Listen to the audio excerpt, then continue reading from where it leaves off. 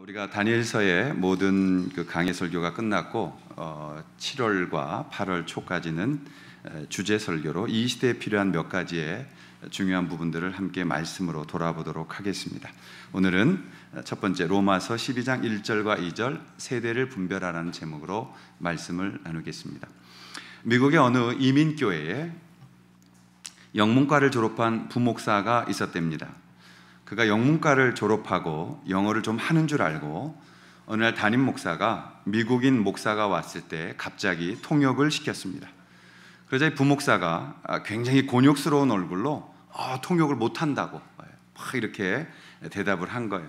그래서 담임 목사님이 좀 짜증나는 목소리로 그랬대요. 아니, 영문과 나왔는데도 통역도 못해요? 라고 말하자 부목사가 당당히 대답했답니다. 목사님, 저 영문도 모르고 영문과 들어갔다 나왔습니다. 오늘날 우리가 신앙의 정의를 모르고 신앙생활을 할 수 있는가라는 질문을 해야 합니다. 우리가 하나님 앞에서 어떻게 그리스도인들이 세상을 살아가야 하는지를 분야별로 말씀을 나누려고 합니다. 오늘은 오늘날의 한국 사회의 가장 큰 문제인 그리스도인들의 정치 참여 문제에 대하여 하나님의 말씀으로 크리스천들의 자세와 해야 될 일들을 나누려고 합니다. 오늘 읽은 본문의 로마서는 신약 성경의 가장 근본적인 교리들과 또 윤리의 서술이 들어있는 말씀입니다. 예수님은 우리의 신앙의 가장 중요한 것을 가르치셨는데 마태복음 6장 33절입니다. 우리가 한번 같이 읽겠습니다. 시작.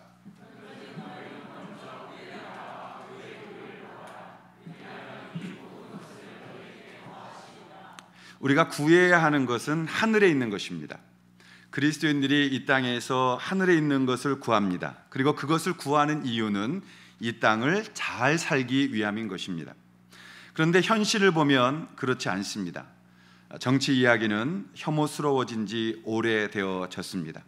누가 정치를 한다고 하면 도시락 싸가지고 다니면서 말리는 시대에 왔고, 정치하는 분들은 다 뛰어나신 분들임에도 불구하고 낮은 평가를 받고 있는 것이 사실입니다.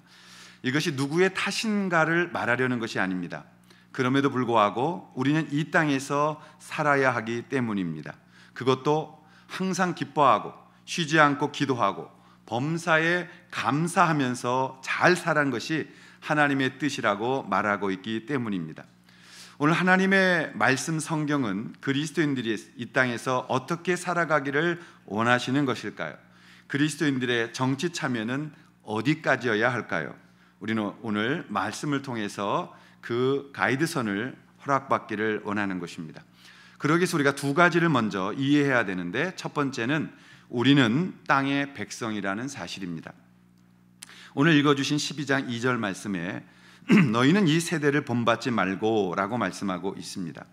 우리는 이 땅을 살아야 합니다. 그렇기 때문에 이 세대, 이 시대를 본받을 수밖에 없습니다. 우리는 이 땅을 딛고 걸으면서 현실 속에서 그리고 오늘을 살아가야 하는 사람들입니다. 사람이 사는 과정을 전반적으로 넓게 본다면 모든 것이 다 정치입니다. 그럼 우리는 오늘 성경에 질문해야 됩니다. 예수님은 정치에 참여하셨습니까? 또 초대교회는 정치를 했을까요?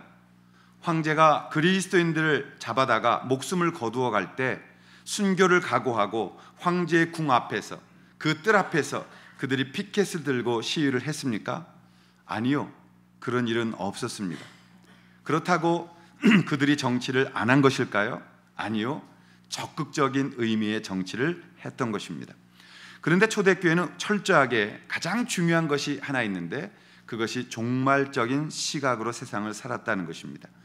그들은 곧 주님이 오실 것을 기대했어요. 다니엘 세대처럼 곧 오실 그 주님을 기다리는 종말론의 삶을 살았기 때문에 어떤 정당 정치를 하며 정치적으로 산 것이 아니라 종말적으로 복음을 전하고 그 전한 하나님의 복음대로 살아갔기 때문에 무엇보다도 더 확실하고 강력한 정치를 한 것이 된 것입니다.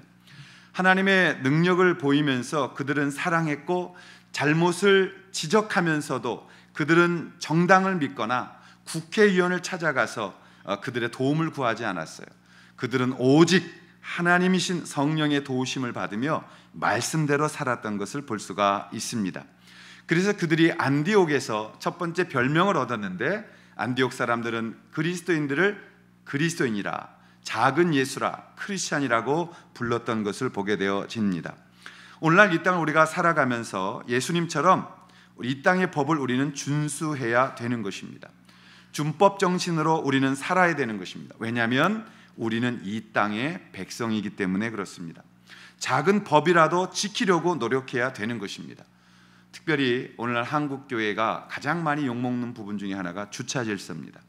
예배를 위해서라면 다른 사람 집 대문을 막고 들어와서 예배를 드려도 정당화할 수 있는가? 우리가 그런 윤리적인 문제를 돌아볼 필요가 있는 것입니다. 예수께서 우리에게 이렇게 가르치셨어요.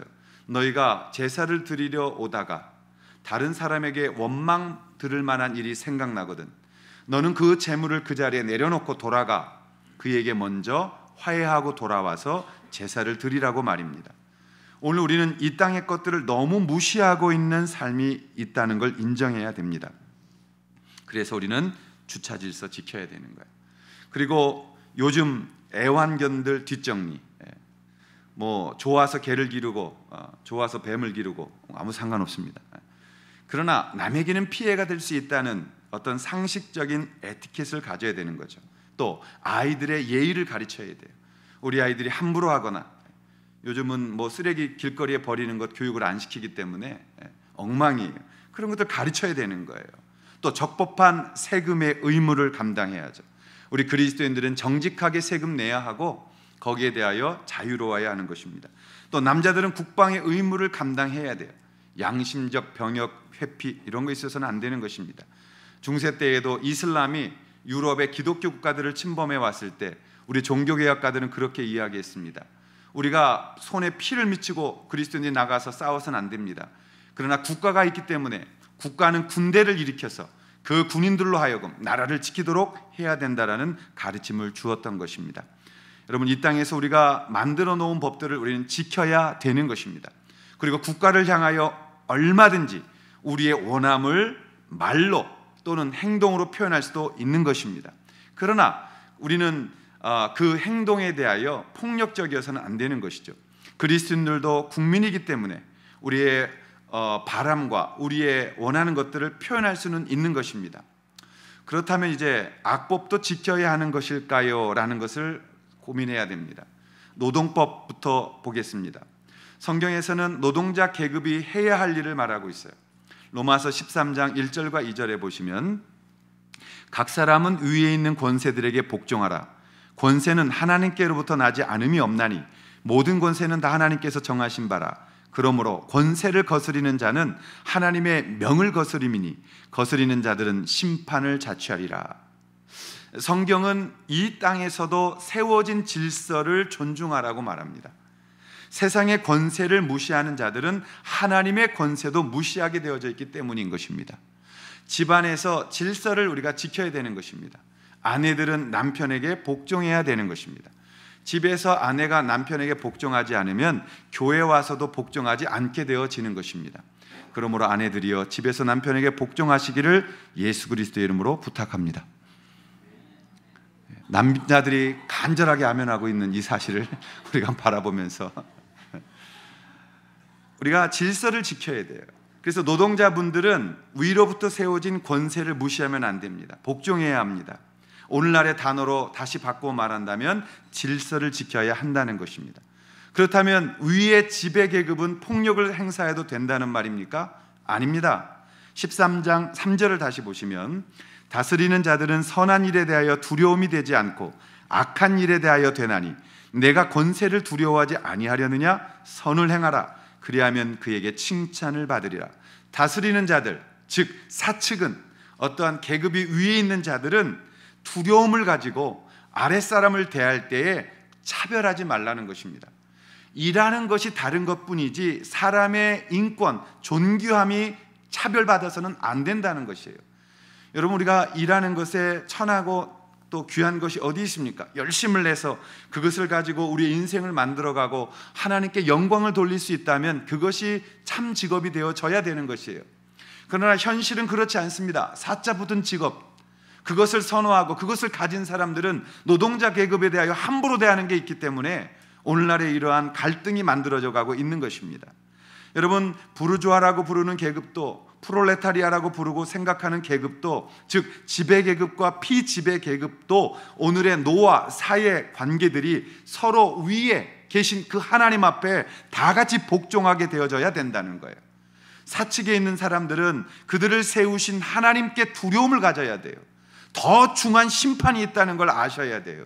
그래서 함께 일하는 모든 분들에게 사랑을 행하고 존중함으로 다가가고 있는 자들의 태도가 아닌 형제의 자세로 나아가야 된다라고 주님이 말씀합니다. 그렇게 하지 않을 때 그들에게 더 중요한 심판이 있다고 주님이 말씀하고 있는 것이에요. 또 함께 일하시는 분들에 대하여 그들을 하나님 앞에 귀하게 여길 줄 아는 마음으로 같이 가야 된다라고 성경은 말하는 것입니다. 그리스도인들이 이 땅에서 불의를 없애고 인권을 보호하고 그리고 아름다운 삶들을 위하여 정치는 필요하다라고 성경은 가르치는 것입니다. 그런데 이제 심각한 문제가 있습니다. 그렇다면 오늘날 동성연애에 대한 국가의 태도와 법원의 성경을 무시하는 판결들을 우리 그리스도인들은 어떻게 받아들여야 하느냐라는 것입니다. 앞으로 이제 계류되어져 있는 법들이 통과되어지면 제가 이 강대상에서 이러한 것들 동성연애가 죄라고 하면 고발당하고 실정법 어기는 게 되는 것입니다. 동성연애자들이 와서 줄에 서달라고 하는데 미안합니다, 우리는 신앙 고백에 따라 동성은 부부가 될 수 없습니다 라고 거부하면 그 교회에 어마어마한 벌금이 부과되어지는 거예요. 그럼 교회가 문을 닫아야 되는 거죠. 이런 악법을 만들고 있는 그 악법에 대하여 우리는 어떤 태도를 가져야 되느냐라는 것입니다. 성경은 단호하게 말합니다. 아까 우리가 읽었던 6장 33절을 다시 한번 보십시오. 그런즉 너희는 먼저 그의 나라와 그의 의를 구하라. 그리하면 이 모든 것을 너희에게 더하시리라. 주님은 우리에게 두 가지를 구하라고 하셨어요. 하나님의 나라와 그의 의입니다. 하나님의 말씀에 위배되어지는 것을 우리는 지킬 수 없습니다. 그럼 그것이 실정법 어긴 것이 돼서 제가 고발당할 수 있을 겁니다. 그럼 감옥 갈 겁니다. 기쁨으로 갈 겁니다. 누구 원망하지 않고 갈 겁니다. 영치금이나 넣어 주시옵소서. 우리가 기쁨으로 가는 것이에요. 왜? 주를 위하여 이 시대가 주를 핍박한다면 하나님께서 그 시대를 가만두지 않으실 거예요. 그럼에도 우리는 웃으면서 그들은 미워하지 않고 그들을 위해 기도하면서, 성경을 거스리는 것은 죄지 사람이 아니기 때문에 사람은 사랑하되 죄는 미워하고 그 죄에 대하여는 우리가 타협할 수 없다는 걸 성경을 가르치고 있는 것입니다. 여러분, 우리가 악법을 받아들일 수 있습니까?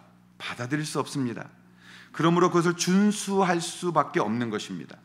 그러나 실정법에 걸리게 되어지면 우리는 그것을 또 달게 받아야 합니다. 그때 중요한 것이 그 악은 미워하되 절대 사람들을 향해서는 전도의 마음이 끊어지면 안 된다라는 것입니다.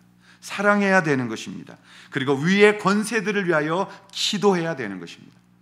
바울과 실라가 빌립보에 갔을 때 잘못한 것 없이 감옥에 갇혔습니다. 실정법을 어겼던지 아니면 억울하게 고소당했던 것으로 그들은 감옥에 갇혔던 것이에요. 그러나 바울과 실라는 그것에 대항하지 않았어요. 오히려 그 감옥 안에서 하나님을 찬양했어요. 그 고통의 소리, 신음의 소리가 나오는 감옥 안에서 하나님을 찬양하는 소리가 들리기 시작했을 때 하나님이 일하기 시작했던 겁니다. 우리가 이 땅에서 받아야 할 것이라면 그 고난도 기쁘게 받겠다라는 것이 진짜 그리스도의 정치라는 것을 볼 수 있게 되어지는 것입니다. 힘들어도 말입니다. 핍박받아도 말입니다. 그것이 실정법에 어겨져서 우리가 억울함을 당해도 말입니다. 기도하며 그것을 우리가 받을 수 있어야 되는 것입니다. 그러므로 정치는 필요한 것이에요. 좋은 정치를 통해서 이러한 일이 일어나지 않도록, 복음이 복음으로 선포되도록, 불필요한 고난으로 인하여 시간을 허비하고 복음이 전도되지 못하는 일이 발생하지 않도록 우리는 좋은 정치를 하는 사람들을 길러내야 되는 것도 사실입니다. 여러분들이 성경적인 가치관을 가진 사람들을 투표하여 뽑을 수 있기를 바랍니다.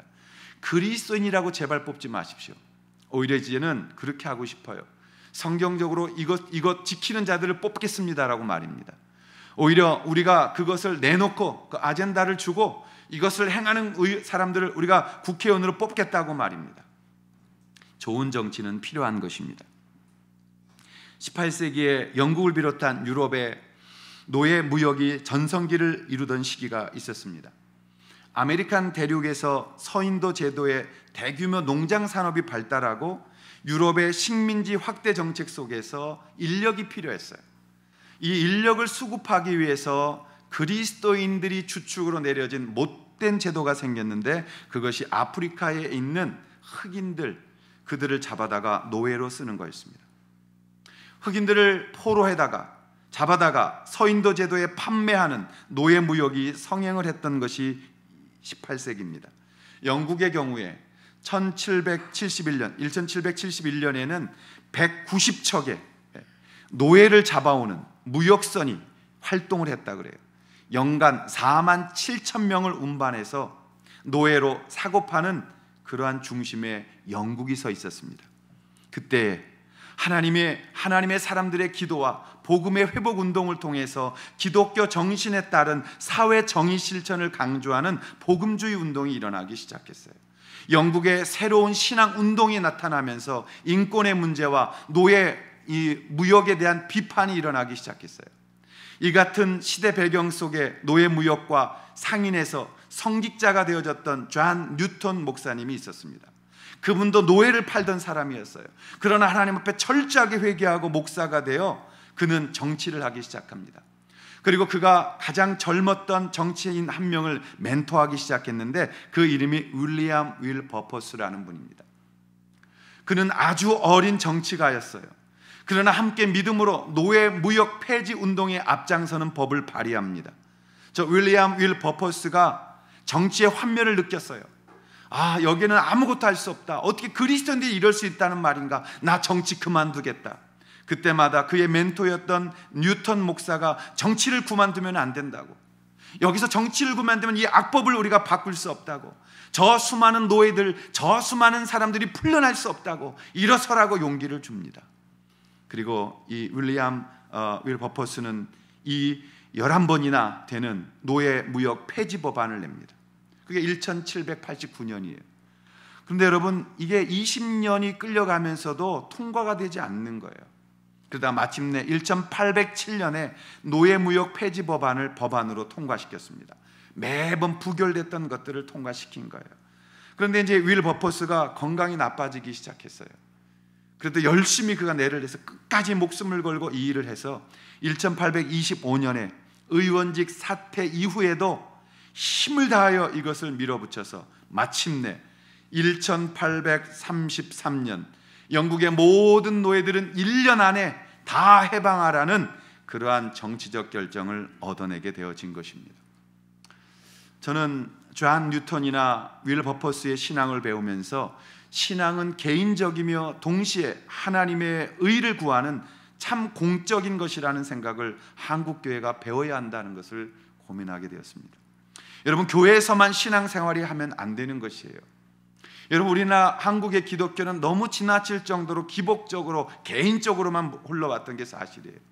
옆에서 배고픈 사람이 있음에도 불구하고 돌아보지 않는 사람들, 가난한 자들을 돌아보지 않는 사람들, 힘든 자들을 구원하지 않는 사람들, 그 신앙을 우리가 어찌 옳은 신앙이라고 할 수 있겠습니까? 예수께서 분명히 우리에게 말씀하셨어요. 나누어 주라, 베풀라, 함께하라고 말입니다. 그러므로 교회에서만 하는 개인적인 신앙이 아닌 사회 속에서도 소금과 빛의 역할을 감당할 수 있는 그러한 신앙적인 삶이 우리 가운데 있어야 됨을 우리는 배워야 하는 것입니다. 그러나 성경은 그 정치의 방법에 대해서도 중요하게 여기고 있습니다. 그것은 선해야 한다는 것입니다. 오늘날 제가 작은 교회 운동, 더 정확히 얘기하면 목장교회로 시작되어지는 건물 중심이 아닌 제도적인 교회가 아닌 정말 관계 중심의 성경에서 말하는 진정한 교회 운동을 시작하고 있었을 때 그 뒤따라서 나왔던 많은 사람들이 작은 교회 운동을 했었어요. 오늘 8월달 마지막 주에 우리가 부흥회를 준비하는데 강사 섭외를 했었거든요. 그때 우리 강은도 목사님 요즘 유명하게 잘 하셔서 그분에게 강의를 섭외했는데 어디냐고 집에 그랬더니 광교인 거예요. 광교. 저희 집에서 5분 거리에 있더라고요. 근데 그 교회가 굉장히 귀한 교회예요. 우리가 꿈꿨던 교회. 교회 안에 청소년 교회가 함께 있는 거예요. 교회 이름도 다르고 담임 목사도 다른 거예요. 제가 늘 얘기했잖아요. 우리 청소년들이 교회로 만들어진다면 여러분들이 본당 내주셔야 된다고. 여러분들이 좀 더운 데로 가십시오. 아이들이 좋은 곳 쓸 수 있도록. 아멘이 안 나올 줄 알았지만 확약을 받아야 돼. 아멘. 우리가 교회 안에 또 다른 교회가 있어야 돼. 부목사라는 말은 사실 성경적이지 않아요. 하나님의 사람을 끌어안고 목숨을 놓겠다라는 목자의 마음을 가진 사람들이 일어나야 되는 것 아니겠어요? 그런 일들을 하는데 어떤 분은 이게 작은 교회가 옳다고 하다 보니까 대형 교회만 보면 비판을 해요. 큰 교회면 무조건 다 잘못됐다고 말하고, 더 나아가서 더 제가 나쁘게 생각했던 건 그 교인들을 괜히 대형교회를 향해서 비판하게 하고 미워하게 만들고 증오하게 만드는 충동을 하던 것을 볼 수 있었습니다. 여러분, 그건 절대 나쁜 것입니다. 성경은 노동자들을 선동해서 싸우게 하지 않습니다. 성경은 힘없고 작은 자들을 동원해서 무력으로, 힘으로, 칼로 그것을 성취하라고 가르치지 않습니다. 여러분, 마음속에 사람을 미워하는 것조차도 주님은 심판하셨어요. 너희들의 죄가 어디서 나오느냐? 속에서 나오는 것이 아니냐? 너희가 한 사람에게 나가라 하는, 욕을 하고 못된 불필요한 인간이라고 말하는 그 한마디에도 연자맷돌 목에 메고 너희가 바다에 빠지는 것과 같은 심판이 있다고 했는데, 하나님 앞에 옳은 것을 하기 위하여 연약한 자들에게 가진 자들을 미워하게 만들고 부자들을 미워하게 만드는 이런 선동적인 목회는 잘못된 것이에요. 그건 마귀적인 것입니다. 여러분 안에 누군가를 미워하게 만들고 증오하게 만들고 돌을 들게 만들다면 그것은 마귀의 사탄적인 요소인 거예요. 절대 그들을 가까이 하면 안 되는 것입니다. 성경은 노동자들이 일어나 주먹으로, 폭력으로 자신의 밥그릇을 챙기는 것을 허락하지 않습니다. 다시 한번 로마서 12장 14절 이하의 말씀을 보겠습니다. 너희를 박해하는 자를 축복하라. 축복하고 저주하지 말라고 말합니다. 로마서 12장 17절에는 아무에게도 악을 악으로 갚지 말고 모든 사람 앞에서 선한 일을 도모하라고 가르칩니다. 18절에는 할 수 있거든 너희로서는 모든 사람과 더불어 화목해야 된다라고 말합니다.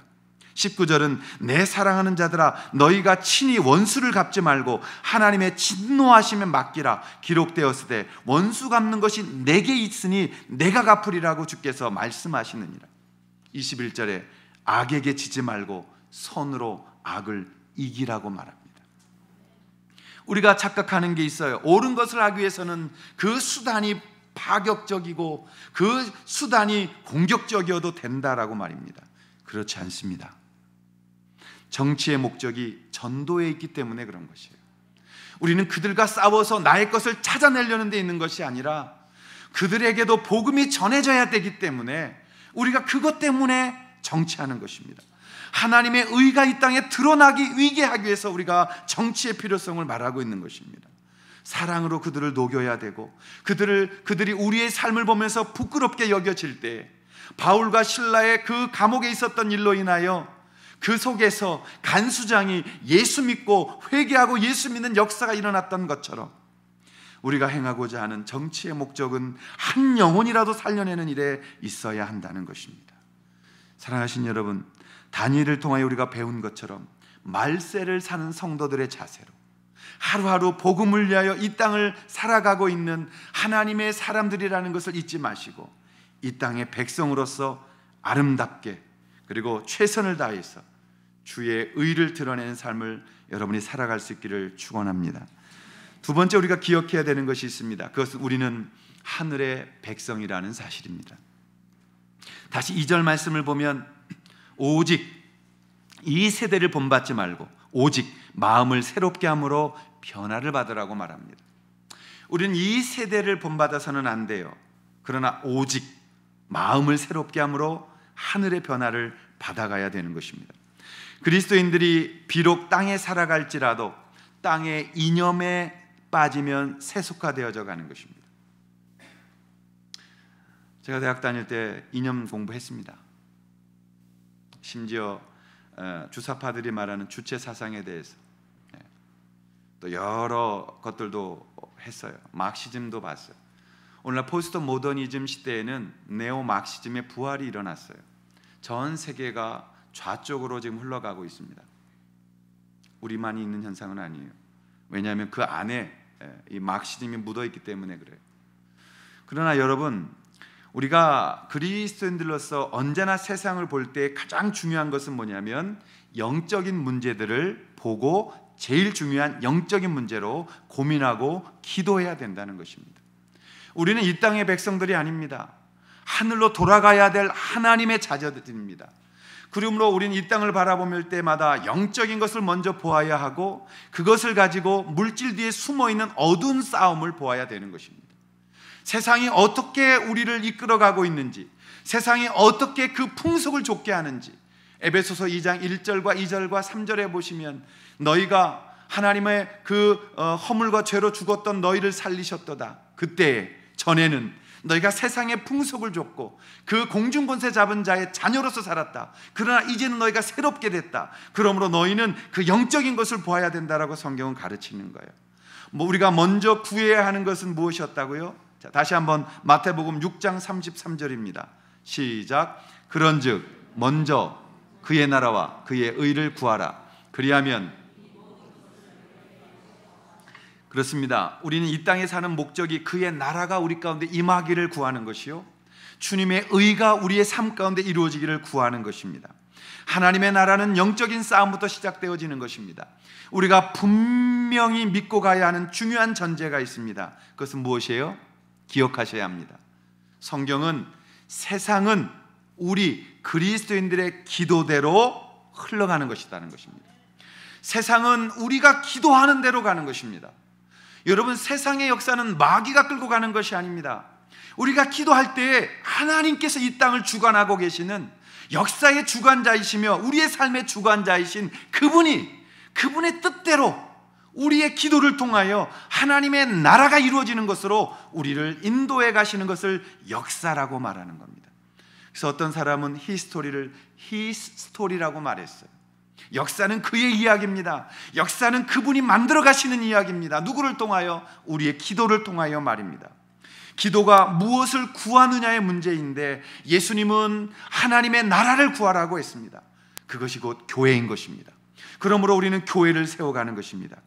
어떤 분들은 정신없이 말하기를 교회를 건물로 생각하게 만드는 분들이 있어요. 그렇게 오해하게 만들고 자신의 생각 위에 교회를 세우는 분들도 있습니다. 그러나 그렇지 않습니다. 교회는 건물이 아닙니다. 교회는 믿는 사람들이 모여있는 예수 그리스도가 성령을 통해 임재하시는 하나님의 공동체가 되어져야 하는 것입니다. 그러므로 불필요하게 너무 예배당 건물에 집중할 필요 없습니다. 필요한 것은 짓는 것에 저는 반대하지 않습니다. 그러나 제발 건물 중심으로 빨려 들어가서 울타리 높게 쌓고 그 안에 앉아 우리끼리를 깨고 흘러가는 교회, 그리고 넘치는 교회, 베푸는 교회, 나누는 교회, 울타리가 없는 교회, 그래서 우리가 지향하고 있는 것이에요. 그러므로 교회는 현찰을 쌓아놓고 얼마를 남겼다고 자랑하면 안 되는 거예요. 하나님 앞에 돈 자랑하거나 부자됨을 축복이라고 망발하지 말고 교회 곳간을 열어서 구제하고 섬겨야 하는 일에 늘 나누어야 되는 것입니다.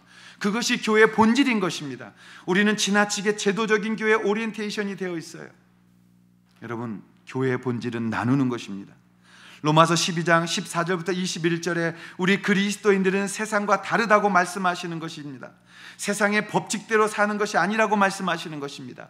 우리의 적은 세상 사람들이 아니라 세상의 악인 것을 분명히 주님이 가르치고 있는 것입니다. 그러므로 그리스도인들은 이 땅에 절대적 나눔의 삶을 살아가야 되는 거예요. 이것은 공산주의의 나눔과 다른 것입니다. 여러분, 정말 공산주의가 공평하게 나누어지는 삶을 산다고 기억하십니까? 제가 존경하는 한 분이 있는데요, 이분이 그런 얘기를 했어요. 북한에 전 세계에 남아있는 공산주의 형태가 두 개밖에 없어요. 하나는 중국식 공산주의, 또 하나는 북한식 공산주의예요. 그런데 북한의 공산주의가 정말 공산주의입니까? 이런 얘기를 하시더라고요. 김정은보다 이 북한 안에 더 뚱뚱한 사람 데리고 오면 내가 상을 주겠다고. 아직까지 못 데려온 걸로 봐서는 공산주의는 그런 식으로 나뉘어지는 것이 아닙니다. 모든 공산주의를 만들었던 막스나 엥겔스나 여러 그 운동을 했던 분들이 전부 다 유태인이며 성경을 알고 있었던 사람들이에요. 제가 이라크 전쟁 때 그 후세인 마을에 들어간 적이 있었어요. 후세인이 자기를 반대하는 사람들을 가둬놓은 빌리지입니다. 거기에 갔는데 얼마나 놀랐냐면 닭장 같은 데서 사람들이 살아요. 닭장 같은 데서 먹을 게 없어요. 배급을 받아 살기 때문에. 그런데 여러분, 그 안에도 계급 있는 거 아세요? 그 안에도 대장이 있어서 연약한 자를 다스리고 살고 있는 모습을 보았어요. 인간의 죄가 사라지지 않는 한 우리는 진정한 의미의 공산주의는 이루어질 수가 없는 거예요. 하나님의 나라가 이루어진다면 이루어질지 모르지만, 그러나 이 땅에서는 불가능한 것이라고 저는 생각합니다. 그러므로 우리는 건강한 부를 남기는 인생을 사셔야 합니다. 성경은 여러분에게 건강한 인생의 주인이 되라고 말씀해요. 여러분이 아름답게 모을 수 있는 사람들이 되라고 말씀하세요. 그리고 그것을 나눌 수 있는 자가 되라고 말하는 것입니다. 더불어 한 가지 중요한 게 있습니다. 절대 예수님의 방법으로 하셔야 돼요. 그 말은 폭력적 운동 되면 안 되는 것입니다. 폭력은 평화를 만들지 않습니다. 폭력은, 파괴는 오직 복수와 원수만 만들어내기 때문이에요. 정당한 폭력은 있을 수 없습니다. 예수 그리스도가 그것을 가르치지 않으셨습니다. 그러므로 기독교의 정치는 선한 마음이 순환되어져야 된다는 거예요.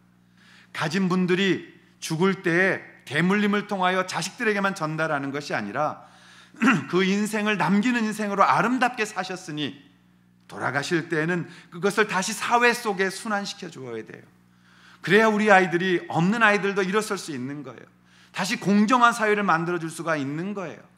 불법, 편법, 그걸로 대물림 남겨주면 사회가 병들어 버리는 거예요. 저는 우리 그리스도인들이 선한 순환, 선한 마음으로 이 세상을 다시 순환시키기 위하여 여러분들의 자녀 증여를 좀 상식적으로 할 수 있기를 바랍니다. 많이 남길 분이 없어서 감사합니다만, 우리가 남기더라도 우리 아이들을 망치지 않는 선에서 우리 부모님이 잘 살았다는 것을 자부심으로 가질 수 있는 그러한 남김이 되셨으면 좋겠습니다. 왜냐하면 복음은 우리끼리가 아닌 같은 형제들에 대한 나눔의 책임을 요구하고 있기 때문에 그런 것입니다. 우리는 하늘의 백성이기 때문인 것입니다.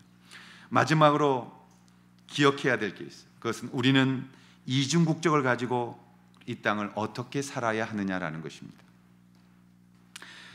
로마서 12장 14절부터 21절 말씀해 보면 우리는 영적인 사람으로 하늘의 법칙을 먼저 생각하고 순종해야 된다라고 말합니다. 오늘날의 한국 정치사를 보면 마치 19세기 초에 미국의 철학자였으며 무신론자였던 잉거솔이라는 분의 이야기를 생각나게 합니다. 제가 어느 책을 보니까 잉거솔에 대한 얘기가 나오더라고요. 인터넷을 뒤지니까 많은 목사님들이 이 예화를 드셨어요. 오늘 좀 다른 측면에서 이분의 예화를 듣고 싶습니다. 잉거솔이라는 이 무신론적 철학자는 어느 날 청중들을 광장에 모아놓고 무신론 강연을 하기 시작했어요. 종종 이 잉거솔이라는 무신론 철학자는 신앙이 없다, 하나님이 없다라는 것을 역설하는 일에 기쁨을 누렸던 사람이었습니다. 그날도 많은 청중들을 광장에 모아놓고 이제 강연이 절정에 도달했을 때 흥분된 어투로 이렇게 말했다고 합니다. 여러분, 내가 지금부터 5분 동안 하나님 앞에서 하나님을 모욕할 것입니다. 내가 5분 동안 하나님을 저주할 것입니다. 그런데도 만약 내가 살아있다면 하나님은 없는 겁니다. 그리고 나서 시계를 불러서 5분을 재놓고 입에 담을 수 없는 저주로 하나님을 모욕하기 시작했습니다. 할 수 있는 모든 말로 하나님을 모욕했어요. 그리고 5분이 지났는데 아무 이상이 없는 거예요. 그러자 시계를 차면서 말했다 그래요. 의기양양한 목소리로. 여러분 보셨죠? 이만하면 하나님이라는 신은 존재하지 않는 것입니다. 내가 충분히 오늘 사실로서 입증했습니다 라고 자랑스럽게 얘기했어요. 그때 광장 뒤편에서 잠잠히 이 광경을 지켜보고 있던 한 노 신사가 연단 앞으로 나와서 그에게 이런 질문을 던졌습니다. 젊은이, 내 이야기를 들어보게나. 나는 크리스찬이네. 내가 감히 당신의 연설에 대하여 한마디만 평가하겠네. 젊은이는 오늘 하나님이 존재하지 않는다는 것을 증명한 것이 아니라 자네가, 당신이 하나님과 아무 상관이 없는 사람이라는 것을 입증한 것에 불과하네. 왜냐하면 내가 믿고 경험하는 나의 하나님은 내가 그분을 거스릴 때 나를 책망하시고 때로는 나를 징계하셨네. 나는 그분의 자녀이기 때문이지. 그런데 너는 이 광장 앞에서 입에 담을 수 없는 말로 하나님을 모욕하고 그 하나님을 욕했음에도 불구하고 하나님은 자네에게 침묵하고 계셨네. 왜 그랬겠는가? 자네가 버림받은 사람이기 때문인 것이다. 하나님과 아무 상관이 없는 사람이기 때문에 자네가 하나님을 욕한다 할지라도 하나님은 당신의 인생에 개입하지 않으시는 거네. 많은 사람들이 그 이 얘기에 공감을 했다고 합니다. 사랑하신 여러분, 저는 분명히 믿습니다. 역사는 그리스도인들의 기도에 의하여 만들어져 가는 것을 말입니다. 우리가 이 암울한 시대라고 말한다면 기도하셔야 합니다. 가장 어려운 시대를 말하고 있다면 기도하셔야 합니다. 또 이 시대가 정말 좋은 시대라고 말하는 사람들도 기도하셔야 합니다. 많은 사람과 함께 같이 갈 수 있는 세상이 되기 위해서, 사람이 편가름이 생기고 서로가 서로를 미워하고 괜히 칭호를 끌어올리면서 폭력적이 되어져 가는 세상이 아닌, 대화하고 나누고 공감하고 함께 할 수 있는 그러한 세상으로 가는 것에 우리는 이중국적을 가진 자로서 이쪽도 아닌 저쪽도 아닌 하나님의 사람들로서 제사장의 신분을 가지고 화평케 하는 일에 쓰임받아야 되는 것입니다. 비판하기 위해 기도하셨습니까? 조롱하기 이전에 기도하셨습니까? 폭력적이기 이전에 금식해 보셨습니까? 누군가를 욕하기 이전에, 비난하기 이전에 그것에 무릎을 꿇고 하나님의 뜻이 어디 있는지를 구하셨습니까? 저는 우리 그리스도인들이 그것을 먼저 해야 된다고 믿습니다. 한 주간 말씀을 준비하고 묵상하면서 여러 차례 하나님 앞에 회개하는 기도를 드렸어요. 그리고 여러 차례 엎드려 눈물로 주님 앞에 구했습니다. 하나님, 하늘의 백성들의 위치를 잡게 하여 주십시오. 우리 교회가 방향을 잃었습니다. 우리 하나님의 백성들이 이 땅을 어떻게 살아야 될지 몰라 세상 사람들처럼 좌로 우로 나뉘어져 서로가 서로를 반목하고, 목사가 목사를 욕하며 교회가 교회를 욕하며 장로가 목사를 욕하고 서로 헐뜯는 시대에 들어와 있습니다. 마태복음 5장을 묵상하고 있었어요. 37절부터 44절, 우리 주님이 잘못된 가르침을 교정하시면서 우리에게 이렇게 명령하셨습니다. 원수를 사랑하라. 44절에 나오는 말씀이에요. 오른뺨 치거든 왼뺨 돌려대라. 저들이 너에게 속옷을 요구하거든 겉옷을 내어주라. 속옷이란 이런 게 속옷이에요. 제가 이거 입는 게. 겉옷은 이 위에 걸치는 망토입니다. 이스라엘 같은 사막지대는 망토가 없으면 밤에 추워서 견딜 수가 없어요. 그래서 이 망토는 목숨과 같은 거예요. 이 속옷을 달라 하면 너의 목숨과 같이 중요한 겉옷을 그들에게 나눠주라는 겁니다. 저 사람이 너희가 억지로 오리를 같이 가자고 하면 웃으면서 심리를 동행하여 주라고 말합니다. 뭐예요? 기독도들은 손해보며 사는 것입니다. 이 땅을 베풀며 사는 것입니다. 바보스럽게 살아가는 것입니다. 그리스도의 복음의 증거만 될 수 있다면 어리석게 살아가는 것입니다. 그리고 결론적으로 44절에 말씀하신 거예요. 원수를 사랑하고 너희에게 박해하는 자들을 위하여 기도하라. 기도하라. 그런데 그러면 어떤 일이 벌어진다고요? 주님이 행하신다는 거예요. 그게 우리의 소망이고 그것이 우리의 힘인 것입니다. 손해보지 않는 기독교, 그것이 가장 무서운 타락의 교회입니다. 손해보지 않는 교회, 이기주의에 빠져있는 교회, 근본적인 죄에서 헤어나지 못하는 거예요. 나밖에 알지 못하는 교회, 우리 교회, 우리 자식, 내 가정, 나, 그게 어디 기독교겠어요? 구약의 아간이 그 죄를 범했습니다. 그 이기주의에 빠져 있었을 때 하나님께서 아간을 죽이신 거예요. 신약의 아나니아와 삽비라가 그 죄에 빠졌습니다. 그래서 그들이 그 사도들 앞에 목숨을 잃어버린 것이에요. 우리 가장 무서운 죄는 이기주의에 빠지는 것입니다. 나의 이익을 위하여 형제들을 욕하고 나의 이익을 위하여 누군가를 저주하는 그런 이기주의의 교회가 빠지면 안 되는 것이에요. 성경은 노동자 편도 경영자 편도 아니에요. 하나님을 경외하고 두렵고 떨림으로 사랑하라는 절대적인 명령을 우리에게 내리고 있을 뿐이에요. 어떤 신분이든 어떤 일을 하든 하나님의 백성이라면 이 땅 위에 당당하게 그 직업을 가지고 하나님께 영광을 돌리는 삶을 살라고 말씀하실 뿐입니다. 저는 교회 안에는 정치가 없어야 한다고 생각합니다. 왜냐하면 가족이기 때문에 서로 사랑할 뿐입니다. 섬길 뿐입니다. 그러나 사회 속에 나가 있는 그리스도인들은 건강한 기독 정치가 있어야 된다고 생각합니다. 왜냐하면 그것은 사회복음이 필요하기 때문입니다. 그러나 잊지 말아야 합니다. 우리 모두가 종말적인 자세로 그것에 임해야 되고, 또 절대 폭력적인 걸 써서 누군가를 미워하게 만들거나 누군가의 마음으로 죄까지도 그런 마음을 가져서는 안 되는 것이에요. 세상에 칼을 든 자는 칼로 망하는 것이고, 폭력을 든 자는 폭력으로 망하는 것이고, 누구를 저주한 자는 그 저주를 받게 되어져 있기에 우리는 오직 사랑과 헌신으로 세상을 상대할 수밖에 없는 것입니다. 그러므로 우리 이 땅을 변화시킬 수 있는 것은 오직 예수 그리스도 그분밖에 없는 거예요. 오직 그리스도의 보혈만이 우리를 살리는 것이며, 우리를 새롭게 하는 것이며, 나눌 수 있게 하는 것이며, 사랑할 수 있게 하는 것이며, 끌어안을 수 있게 되어지는 것입니다. 그러기 위해서 우리가 해야 되는 것이 무엇입니까? 교회를 세우는 거예요. 그래서 교회는 세상의 희망이 되어지는 것입니다. 그리고 우리 교회가 이제 그 일을 시작하는 것입니다. 우리 교회가 역사의 중앙에서 이 일을 시작하는 거예요. 신봉동 이 자리에서 우리가 점을 찍으면 여기가 중앙이 되는 거예요. 그리고 여기서부터 하나님의 나라는 퍼져나가고 선포되기 시작하는 것입니다. 그리고 세상은 바뀌어져 가는 것입니다. 그것만이 이 땅의 교육계가 다시 살아나는 것이고, 그것만이 이 나라의 안보와 이 나라의 미래를 하나님께서 인도해 가시는 것입니다. 지도자들을 위해 기도할 것입니다. 정치를 위해 기도할 것입니다. 눈물을 흘려 기도해야 되는 것입니다. 그리고 그것을 하나님이 주관하시기를 기도하는 것입니다.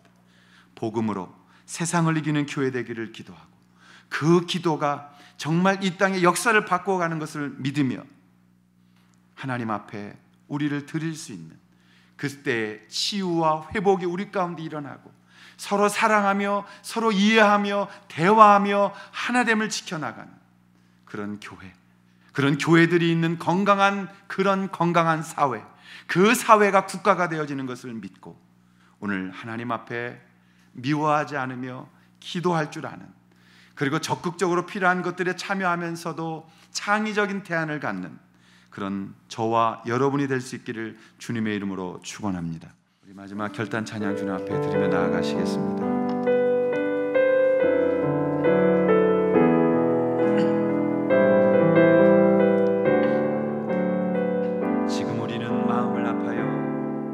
지금 우리는 마음을 합하여 진정으로 찬양할 때니 모이자 하나 되자 우리가 갈 길이라 찬양과 온 마음과 정성을 다해 기도와 주님께서 기도하신 것처럼 말씀 속에 권능으로 임하시니 사랑으로 하나 되자 우리의 젊음 모두 다해 주님을 찬양하며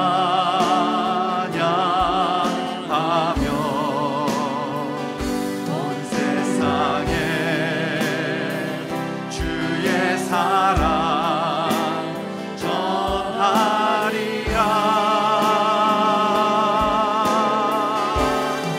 일어나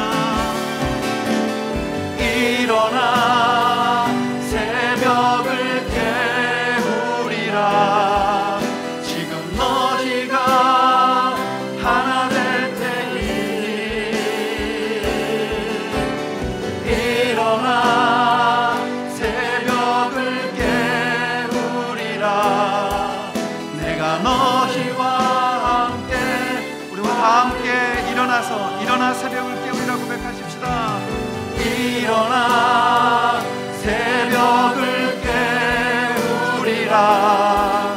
지금 너희가 하나 될 때니 일어나 새벽을 깨우리라. 내가 너희와 함께 하리라. 마라나타 주 예수 오시옵소서. 마라나타 주 예수여 어서 오시옵소서. 땅의 모든 끝 모든 족속 주를 찬송하게 하소서. 마라나타 주 예수여 마라나타 어서 오시옵소서. 주 예수여 어서 오시옵소서. 모든 열방이 주께 돌아와 춤추며 경배하게 하소서. 아멘. 우리 주님 다시 오실 길을 만들자. 십자가를 들고 땅 끝까지 우린 가리라. 아멘. 우리 주님 하늘 영광 온 땅 덮을 때 우린 땅 끝에서 주를 맞으리. 마라나타 주 예수 오시옵소서. 마라나타 아멘. 주 예수여 오시옵소서. 마라나타 마라나타 아멘. 주 예수여 오시옵소서. 이제는 우리 주 예수 그리스도의 은혜와 아버지 하나님 사랑하심과 우리와 함께 하시는 성령님의 역사하심이 이 땅에 특별히 교회에 그리고 우리에게 먼저 임하셔서 주의 영광과 그의 나라와 그의 의가 구해지기를 간절히 원하는 모든 성도들 머리 위에 함께하여 주시기를 간절히 축원하옵나이다. 아멘.